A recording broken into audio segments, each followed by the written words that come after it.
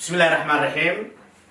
السلام عليكم ورحمة الله تعالى وبركاته. ومالين موسنين تاريخنا يكون في جنتهاي سدح لبعتنك بشلبات سنة كلابد كون شلي لبعتنك عشر كنا مع أنت واحد وياهي وأنكسو قادن إننا verbo sentire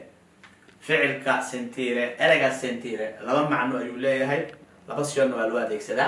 ما أنت مركا لبا اسمع نوت معناه كم إذا نقول استعمال دونا sentire ما قالوا نقطة درين نقطة لكن ما أنت جملتها أنجليني waxaan u isticmaali doonaa dareenkii maqalka maha waan ku tagi doonaa laakiin hal tusaalataan ka bixi midka maqalka qof baa ku soo wacay dareen telefonka soo dhacay misenti oo kula mi maqlaysa mi dareemisa ma ahaya waxa loo fasiranayaa misenti si ti sento bene macnaha waa ku maqlay oo non ti sento bene perché sento rumore marka insha Allah waa aydan jumlada kala gelina aan soo gelin doonaa sentire maanta waa dareemid marka prima persona singolare ayaan ka soo qaadan oo ah أنا هذليا مركو حليا هاي سنتون رومورة بوق بان مقليا أوكي سنتو odore وحنا مركاسي دريميا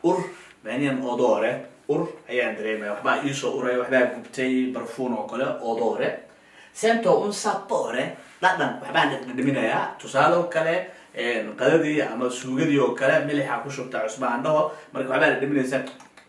un sapore un sapore come sapore amaro محلار dolce عشان ده وحاول لعبنا إننا إريدها تكرر سوق عادنا amaro un sapore dolce حاجة معانا amaro خرارة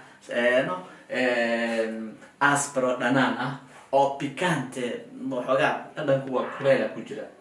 sento un dolore محويا مركا وحنون